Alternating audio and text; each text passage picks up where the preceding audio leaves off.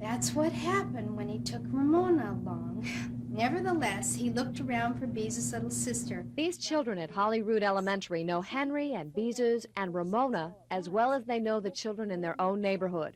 Maybe that's because those characters do live in their neighborhood. Okay.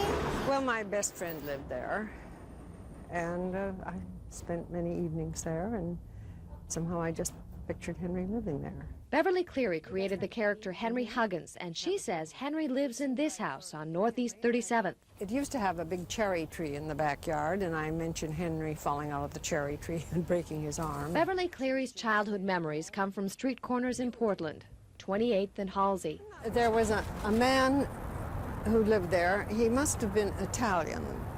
He was a plumber, and he would sing opera into a wash tub for the reverberation. And Klickitat. Beverly Cleary actually lived a couple of blocks away from Klickitat Street, but the children in her books live on Klickitat because she likes the sound of the name. She says it sounds like knitting. Well, it's a street name that caught her readers' attention. I've received a number of letters from children who said that they came to Portland or came through Portland on vacation, and they looked up Klickitat Street. Beverly was 6 years old when she moved to Portland, a remarkable likeness of the character she named Ramona.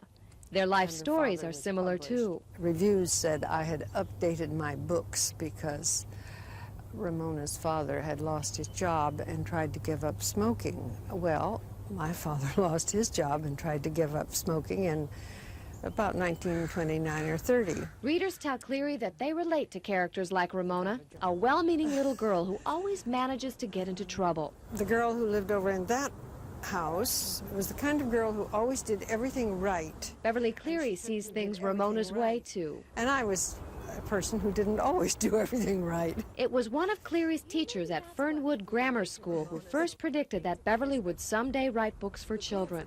But I didn't try to write until I sat down and wrote Henry Huggins and sent it off, and it was accepted. Cleary was an instant success. Since then, she's written 37 books, all widely read by children throughout the world, and right back here in the neighborhood her stories came from. And that's how Beverly Cleary ended that chapter. Pat Cruz, And kids back in News those 8. days